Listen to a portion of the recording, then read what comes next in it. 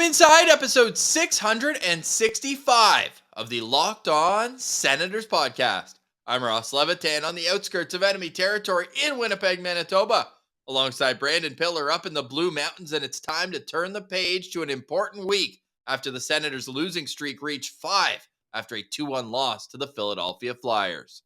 And the Belleville Senators won one of their games and lost one of their games on the weekend. But what is going on with Jacob Bernard-Docker? He's up, he's down, he's up, he's down. We'll get into that.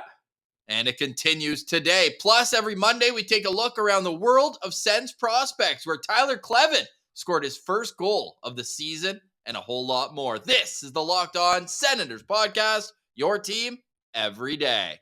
Your Locked On Senators, your daily podcast on the Ottawa Senators. Part of the Locked On Podcast Network. Your team every day.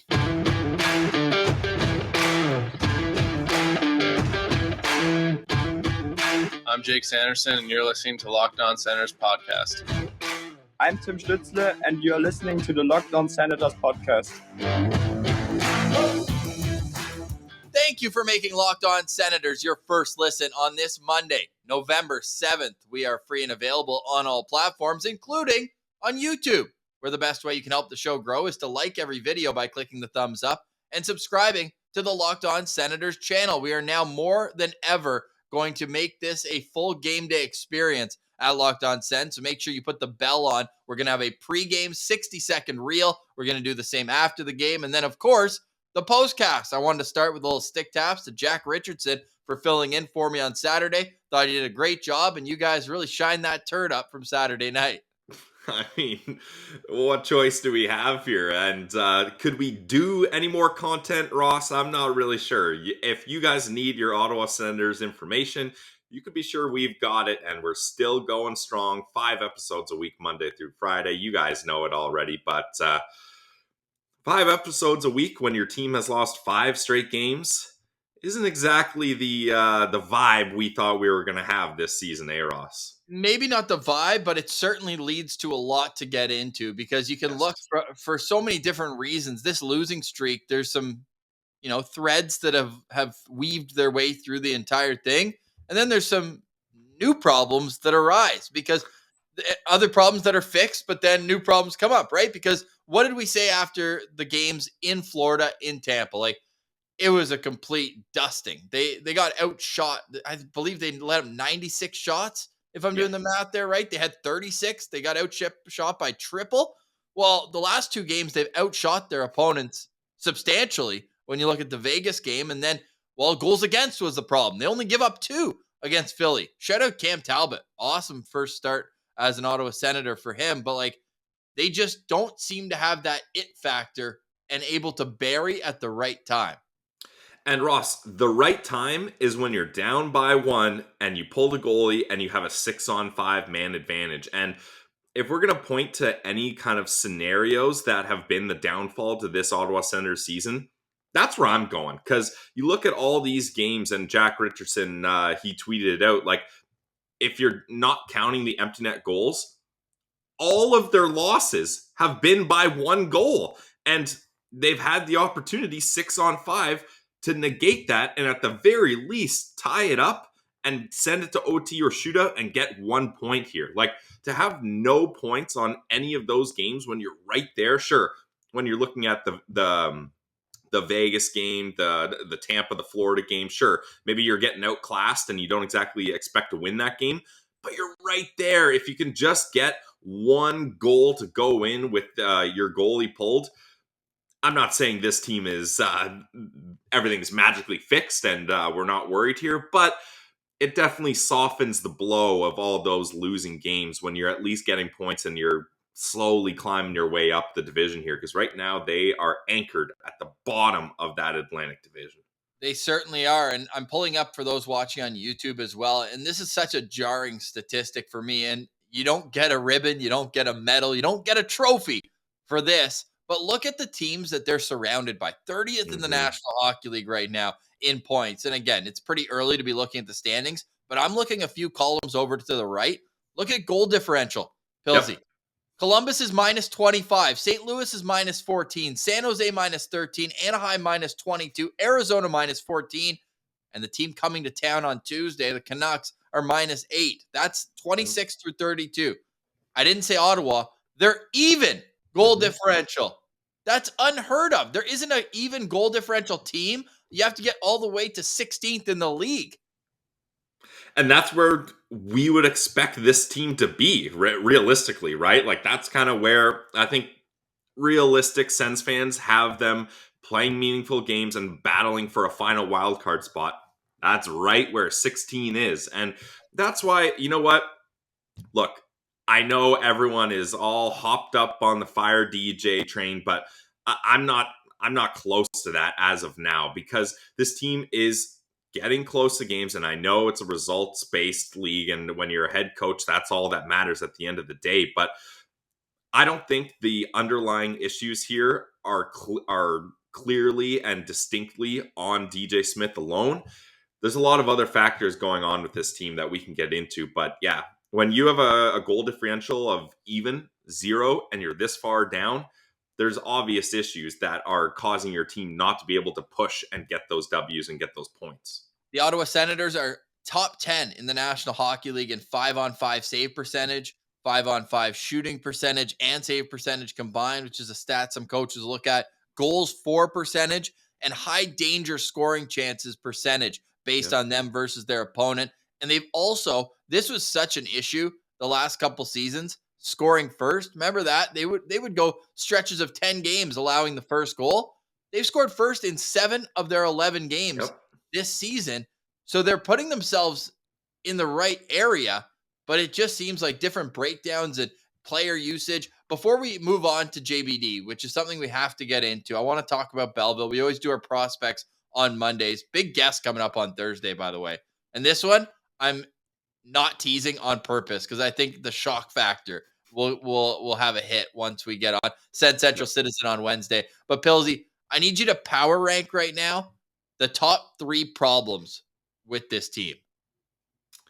Okay, so starting off, the one I mentioned, not scoring 6-on-5, that's number 1. I don't know how you feel about it, Ross, but I think that's the major issue here, because I was of the mind, and I've said this kind of cliche term a lot, this team is designed to outscore a lot of their problems.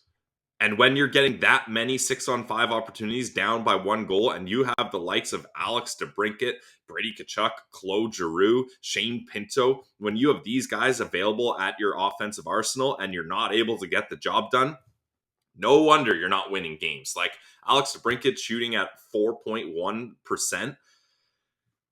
That's tough. So I think that the top thing has to be their inefficiency to get the job done at 6-on-5, and not only get the job done, but being scored on as well when they have their goalie pulled. So that for me is number 1. Number 2 is got to be, and it's a similar vein, the power play. Ian Mendez mentioned this. When the Sens are winning, they're clicking at a power play percentage of somewhere in the 30s. Like, that is incredible to be going over 30% on your power play.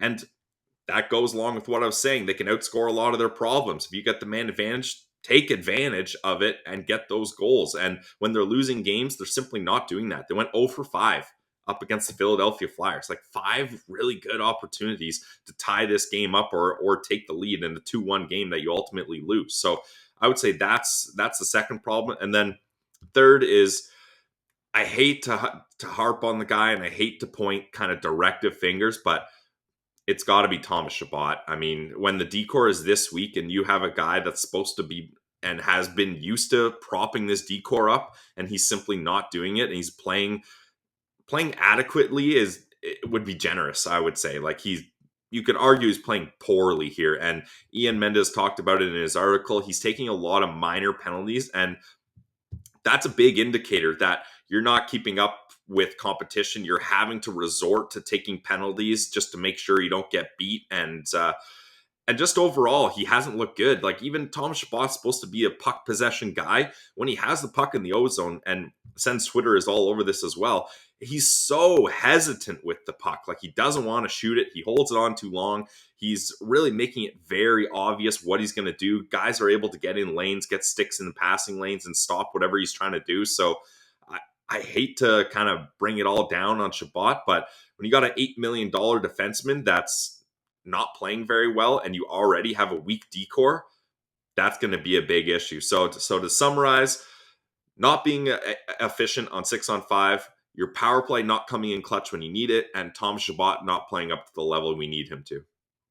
Yeah, I think those are all really fair points. Like the power play for me is probably at the top of the list right now, more so than 6-on-5, because they wouldn't even Okay. find themselves in situations where they need to go 6-on-5 if they go 2 for 5 on the power play yesterday or on Yeah, Saturday. fair. Right? So there's different things that you can look at there. And with Thomas Chabot, I'm just checking out his advanced stats right now to see, and like the Corsi percentage looks good, like the goals for percentage is above 50%, but like it's just the mistakes in his own end that just need to be cleaned up. And I'm curious if less is more with Thomas Chabot. Like, why not just try it? Because they run him into the ground game in and game out. Play him 22, 24 minutes a night. That's not even like a benching at all. That's just not No. shifting. And I want to say that his shift length is among the highest in the National Hockey League as well. If we tighten that up, he's still playing the same amount of shifts, Yeah. but he won't have to go out there and play a minute and a half at the same time. And then by the end of it, if he gets caught on a long change or whatever the case may be, all of a sudden he's hemmed in his own zone. And then when you're tired, I mean, that's a bit of an excuse to be able to be, mentally not as sharp. And you're taking penalties when you're tired because you're a step behind. Exactly. So hopefully he can get that figured out. And hopefully the team, because for me, Thomas Chabot's problems are as much a coaching issue as they are a Thomas Chabot issue.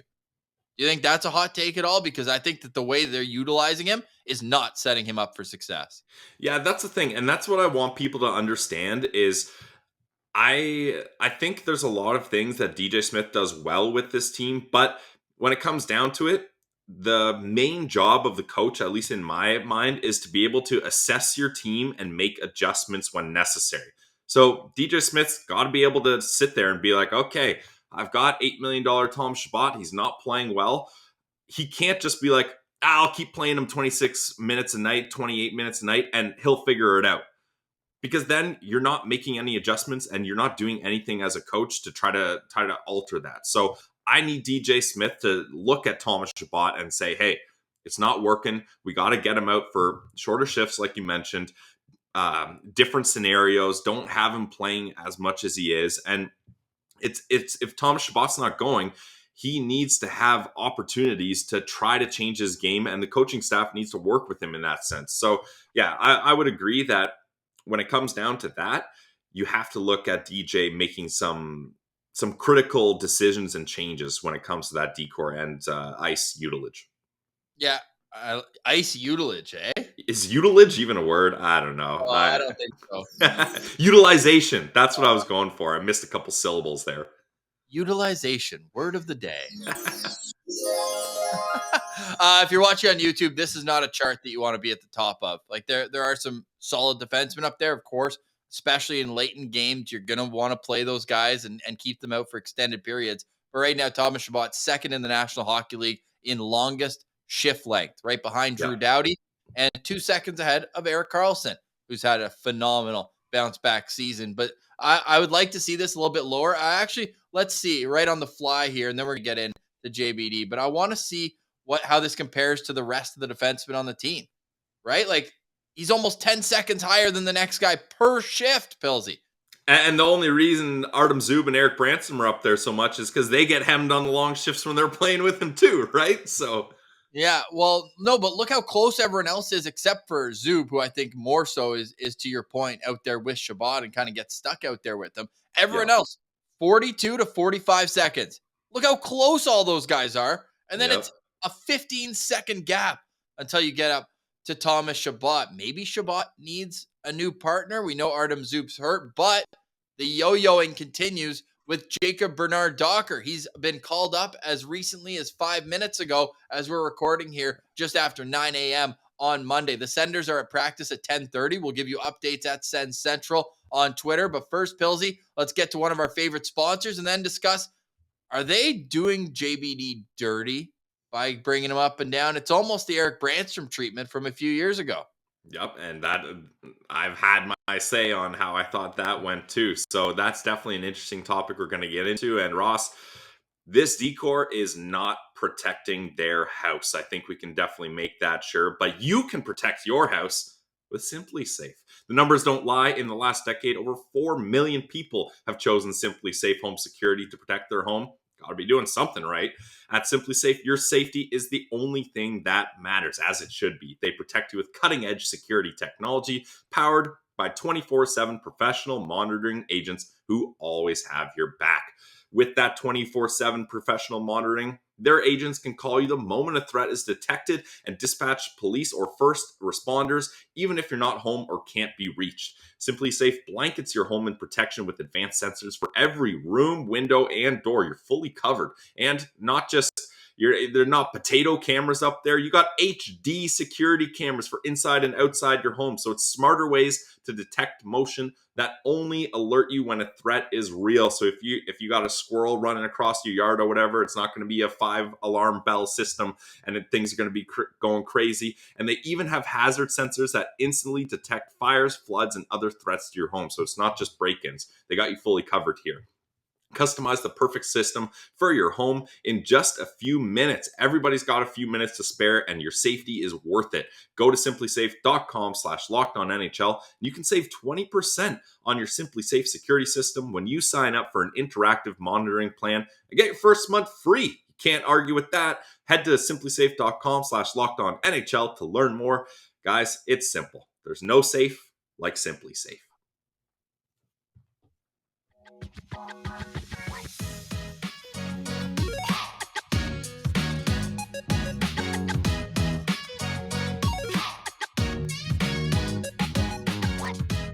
I figure the people need a track called "The Best Time" Ooh, as we come off.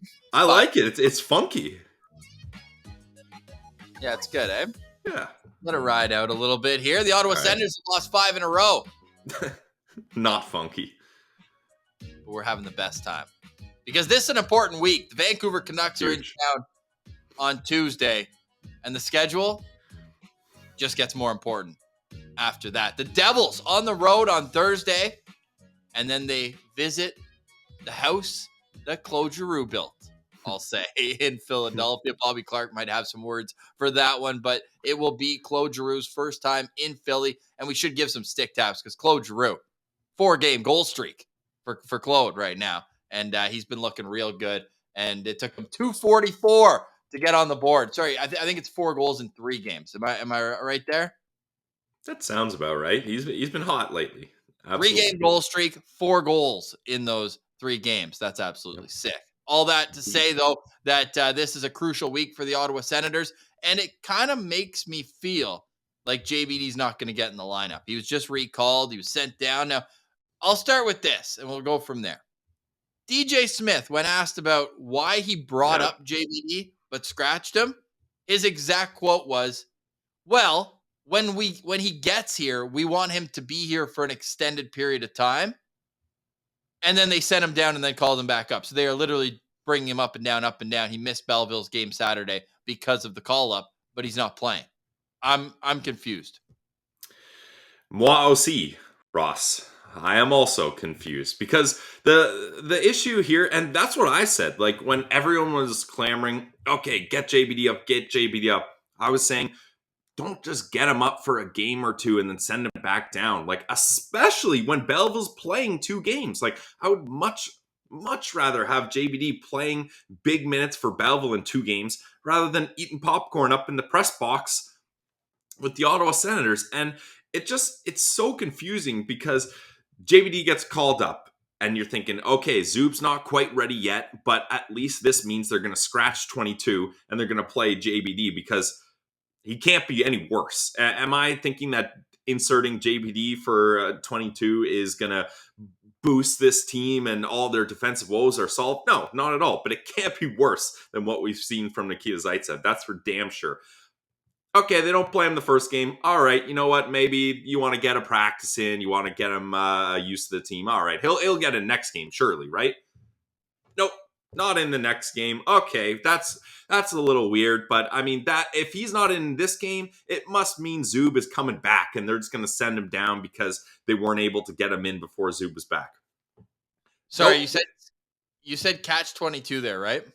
Yeah, Or scratch 22, and scratch 22. Yeah, made me think of a catch 22 is a problematic situation for which the only solution is denied by a circumstance. I think we have one of those on our hands right here.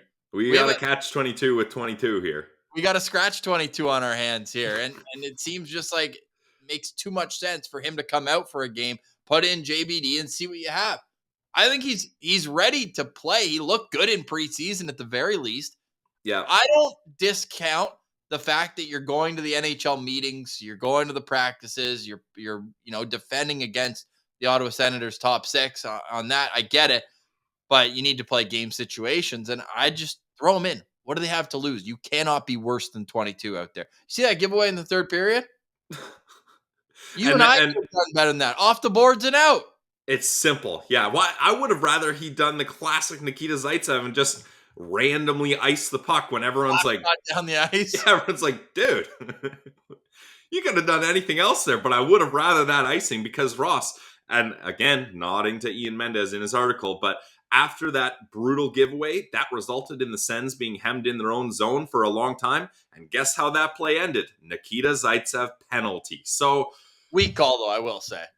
yeah, but it doesn't matter. The result yeah. is the same. Now you're down a man over. All you had to do, you had time and space to do anything but what you did there. So, and that's the thing. The puck is a grenade on Nikita Zaitsev's stick. Like, that's something that anyone who has played hockey, let alone an NHL defenseman making millions, like that is just so simple there. So that's very tough. But yeah, JBD recalled now, so the yo-yo is bouncing back up here, and this has to mean that they're thinking of scratching Zaitsev or probably Holden as well as in that mix.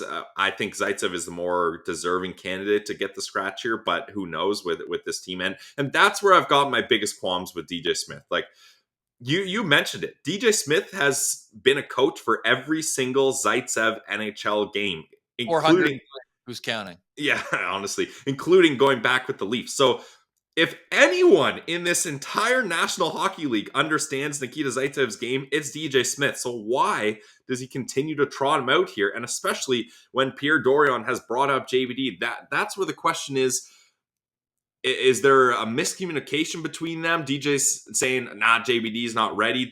You can call him up, but I'm not going to play him. Or is it like, what's going on there? So what does, in your mind, Ross, what does this recall of JBD signal? Like, what is it foreshadowing for the next move here? Well, unfortunately, to me, it immediately signals that we will not see Artem Zub tomorrow night because if you're already getting a defenseman back from injury, it would feel strange to call up another one. DJ has said that they do have some guys banged up on the back end. They all played on Saturday. It almost feels like, well, if the decor is struggling and individually everyone not named Jake Sanderson seems to be struggling, I should say Eric Branchman as well. He looked good again on Saturday, but there's four guys who aren't playing up to what you would expect them to. And with that, if one of those guys is the one that's banged up, like, what are we doing? Just battling through it here, 11 games in the season. Clearly, it's affecting how they're playing. I'd like to see somebody come out for that. However, that's my immediate takeaway. Number two is maybe he's realized that you can't have all three of Hamonic, Holden, and Zaitsev in the lineup. Our whole rationalization for getting Hamonic involved was we'd see no Zaitsev and less of Holden. I was like, okay, well, I understand that. But now they're all playing. Like, come on. We gotta figure it out here a little bit. They played the youth up front, and all of a sudden they're scoring goals. They're looking better up front. So it just feels to me like counterproductive trying to bring this guy up. And I'm sure JBD's not complaining. Well, NHL paycheck. How are you? Day to day, get the per diem and all that. But he needs to be in the lineup. And I think that it could, again, we don't know. Maybe we'll know more by 11 o'clock when DJ Smith speaks. But they are going on the road after Tuesday's game.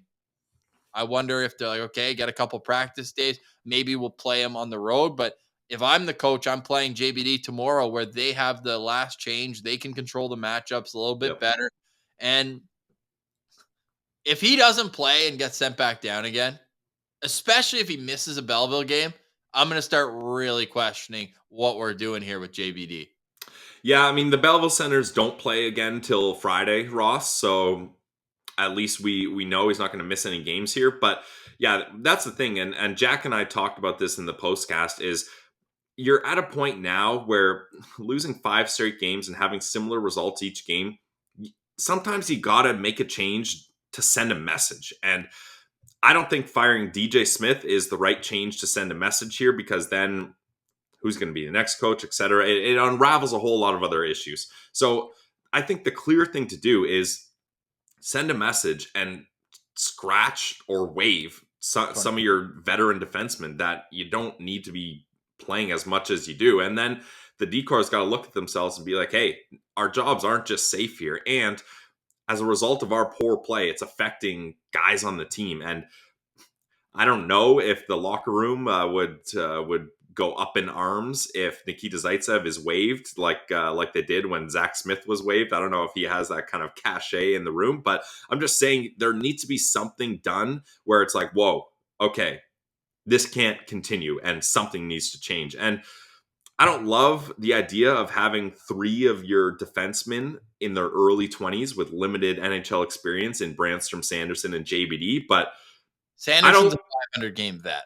Yeah, it does seem that way. But I don't also like seeing veteran guys who aren't playing well just for the sake that, yeah, they're veteran guys and you need to have them in the lineup here, because that's not working. If that was working, fine, but that's not working. So we need to see a change here. And although, like I mentioned, I don't think JBD is going to be a savior, I think it's going to be an improvement at the very least. Well, we will find out soon. Follow the show on Twitter at Sens Central, on Instagram, lockedon.senators. And please subscribe to the Locked On Senators YouTube page and be a friend, tell a friend. It goes a long way to help the show grow. All right, coming up, we've got our prospect roundup. Pistol Pettersson continues his goal-scoring prowess. And the K-Train, choo-choo, he continues his great play. All that coming up right here. Stay tuned on the Locked On Senators podcast, your team every day.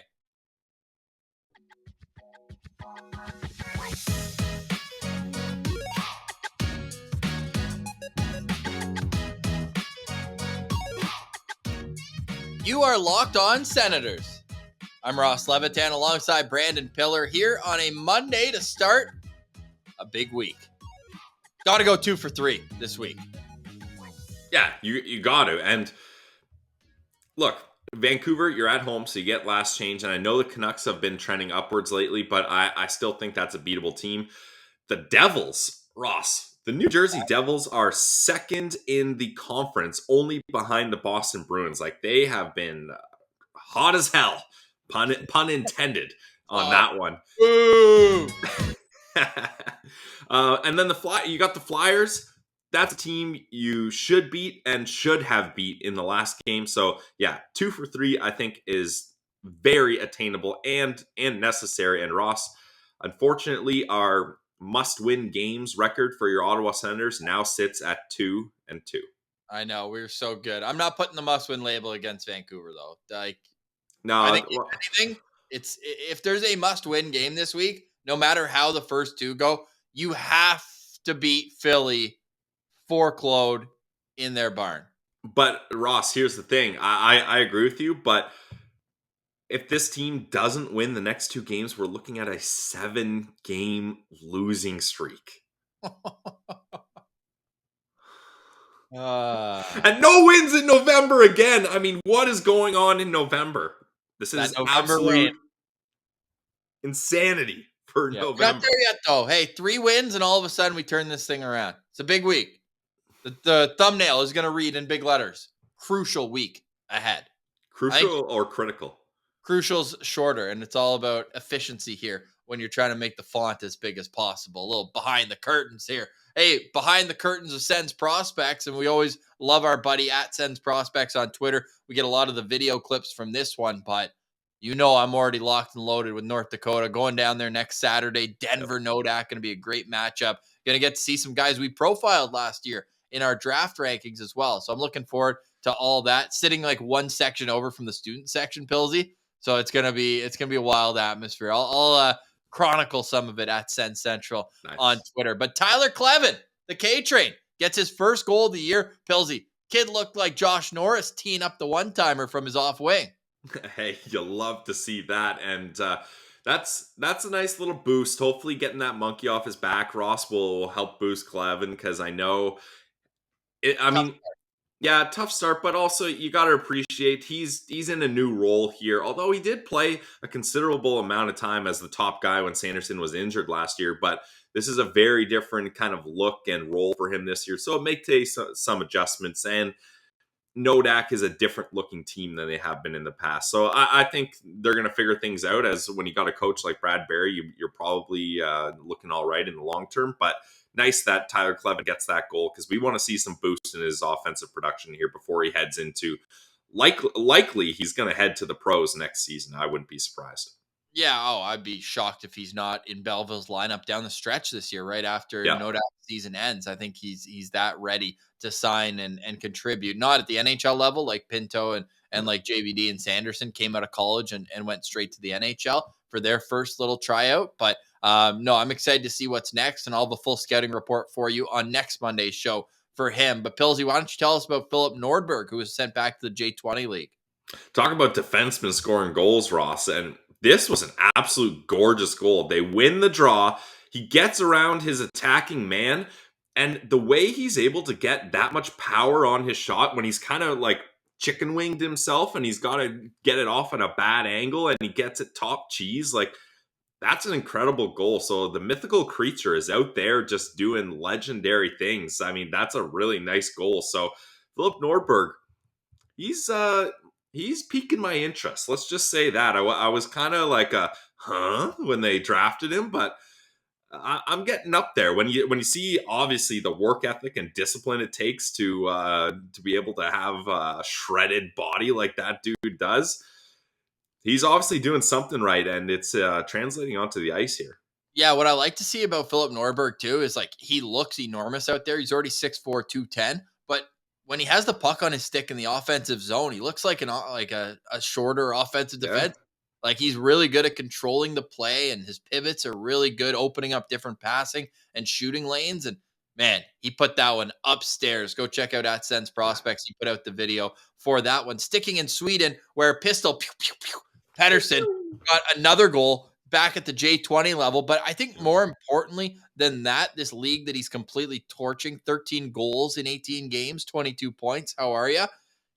Is he got his first real taste of the SHL. He's played 4 games up there this year, but in his most recent appearance, he played over 6 minutes, which for a U20 player is enormous. His other SHL minutes this year, he sat on the bench and did not even play the first game.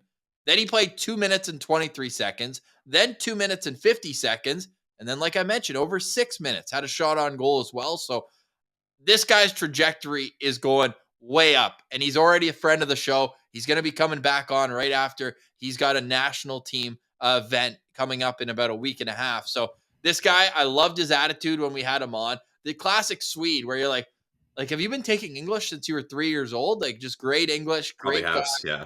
and big kid too, power forward. I love, if you missed his interview with us, this guy labels himself as a Patrick Hornqvist type. And that guy's had a hell of a career. Yeah, not bad at all. And speaking of guys we've had on the show and good attitudes, Cameron O'Neill, he continues to keep things going with the Tri-City Storm, Ross. He's on a 3-game point streak. He's got 2 goals, 6 assists in 9 games played. That's courtesy of our buddy at Sens Prospects. So you love to see him being able to kind of seamlessly transition to a higher competition level. So shout out to Cameron O'Neill, a late draft pick, but he's looking nice so far. Yeah, he certainly has. To the OHL, where Tyler Boucher is still serving a ridiculous suspension. I don't know if you and I have even had a chance to really talk about that. No. I know Martian went off in the postcast, the game where you weren't available for, but that was an absolutely brutal play. I shot him a message to say, keep your head up, keep playing the way you are, because it was, I believe, more of a reaction to the injury, which was unfortunate. We hope that very scary. Yeah, is all the best, but that's a hit that you see in the NHL 5 times a game, where guys are just finishing hard, and it's unfortunate the way that the defenseman landed. And but 6 games, like that's a bit much. Yeah, I think the thing is when you're the OHL and you're dealing with kids playing here, and really unfortunate incident where I believe he had a seizure, didn't he? The player that got hit. So He landed like right like on his head / collarbone, and yeah, it was not a good sight. yeah, so that's the thing. I think that's more kind of just trying to portray the message that look, we're not trying to have such a physical game down here, and when something results like that, we got to lay out a big punishment. I get it. It's just Tyler Boucher hockey. He plays hard, and when you're a guy of his kind of strength, that going up against some younger kids in the OHL, that can happen. But 6 games is a lot. But I think when you have a result like that in the OHL, it's warranted, unfortunately. All right. I would have given him 0 games for that hit. But you know what? Not my choice. Ben Roger has 3 points in 11 games with Kingston. I'm hoping that he gets moved to a contender and see how he can fare there. And wouldn't Ottawa be a fun story? I mean, Shane Wright, Yeah, nobody true. knows what's going to happen if he's going to come back to junior. But it sounds like if he does, then Kingston's going to try to trade Shane Wright and start. I think those two are attached, Ross. Like from listening to Jeff Merrick, he's saying that if Shane Wright does get sent down, there's going to have to be a trade set in place already. Like they're not going to send him to Kingston as is, and that's kind of like a behind the scenes handshake agreement. And I mean, for Kingston, that's not that bad. You're going to get a haul of picks for that trade, whatever, or great prospects in return. So that's fine.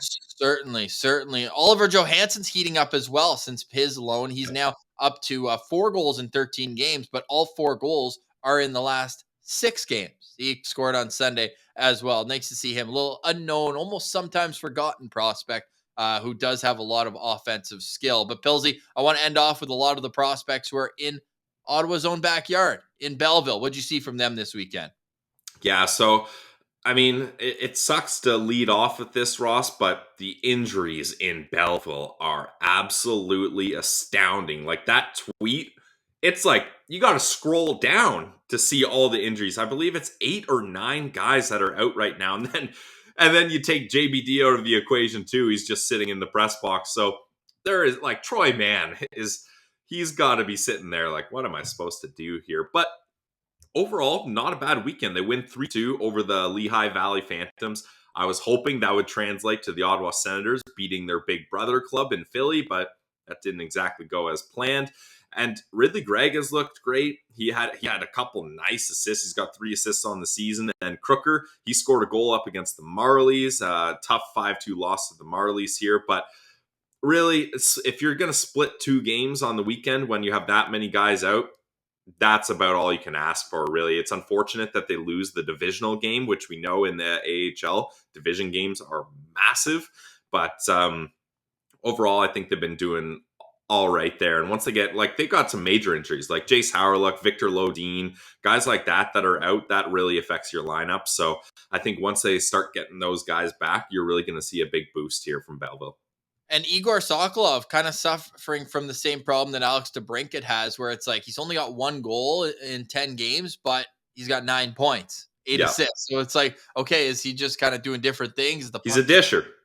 He's a disher, exactly. So we're looking forward to seeing Belleville kind of get back on track in the upcoming week as well. And they're going to have a tough time doing it with, as you mentioned, the guys who are out of the lineup. They've also got a tough schedule coming up. They're in Syracuse on Friday and then home to the damn Rochester Americans. I've seen enough of that team for about a decade at this point, but that's a big weekend for them. They got to at least get one, you'd think, to keep pace here in the AHL's division. So, all right, that's our show today. We've got a game day tomorrow, the Senators and Vancouver Canucks, and our friend Tyler Ray at Defense Minister on Twitter mentioning that Ryan Reynolds will be in the building tomorrow night. I mean, that's huge. He's a Vancouver guy. The Canucks up against the Sens. I don't know, Ross.